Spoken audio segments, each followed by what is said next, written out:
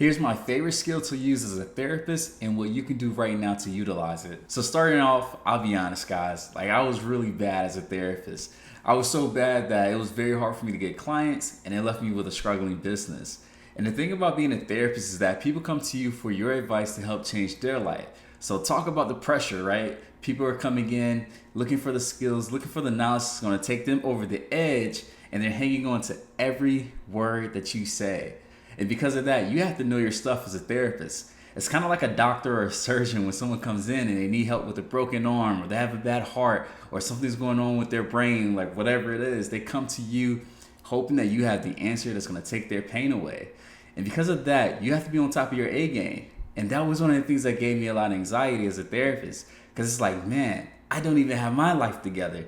And here these people are coming to me hoping that they can help, that I can help them change their life, right? So as you can see, it can be a lot of pressure.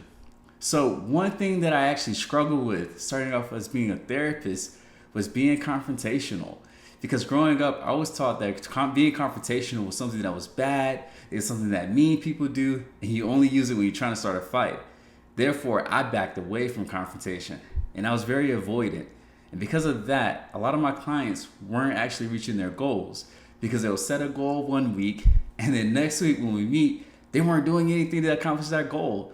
Or even worse, they were heading backwards. So they may say, yeah, this week I'm gonna go to the gym 3 times, and also I'm gonna go to the grocery store and buy new foods so I can eat more healthier.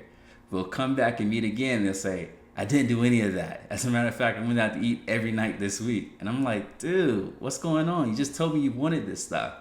But as a therapist, as a young therapist, I used to say, okay, that's fine. Let's keep talking about what we can do this week. But really what I needed to do and what they wanted me to do was to hold them accountable, hold their feet to the fire. And once I started to see that people's lives started to improve, the more that I held them to their words, the more clients started to come back to me for their therapy. And that's something I had to start doing in my own life. I had to get very confrontational and start asking myself really hard questions. And I want you guys to start doing this as well. So I'll give you an example. One thing that I tell one of my clients is that if I am who I say that I am, there should be a product that is produced. I'll say that again. If I am who I say I am, there should be a product that is produced. And what this goes to is the word identity, because there's a certain belief that I have about myself. And if this belief is true, then there has to be something that shows that. Now, when that product isn't being produced, I have to stop and look at myself and ask, what is it that I'm doing that's pulling me away from this goal? What is it that I'm avoiding right now that I should be heading head first, right? Jumping in head first and start doing? These are the tough questions that we have to start to ask ourselves. And these are some of the tough questions that I want you to start to ask yourself as well. So I'll give you guys some advice. One thing that I would love for you guys to do this week, literally starting right now, is I want you to start to set little promises to yourself and see how well you're able to keep up with these promises. So it may be something like this. This week I'm gonna wake up 30 minutes early so that I can read that book that's gonna help me with whether it's investing, whether it's running my business, whether it's with my own spirituality, like whatever it is that you need to get for yourself to help you take you to the next level. I want you to dedicate an extra 30 minutes this week to do that. Set that goal, and then at the end of the week, see if you were able to do it. I'll even tell you to take a step further. Get a calendar and mark how many times you were able to actually hit that goal. And if you weren't, I need you to ask yourself this really hard question of, what was it that got in my way? Was it some thought? Was it some outside action, external thing? What was it? These are the things that takes us to the next level. And the reason why I love doing this with my clients and why I want you to do this is because it helps us get to the answers and the problems a lot faster. Because the second I know what it is that's stopping this person from doing this goal of going to the gym 3 times a week, that shows us the goal that we need to set. That shows us the proper treatment that I need to set. That shows the techniques that I need to start to give them. But if we don't do that, guess what we're gonna do?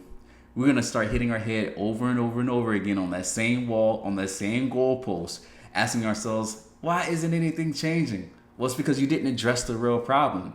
And that's why confrontation is so important.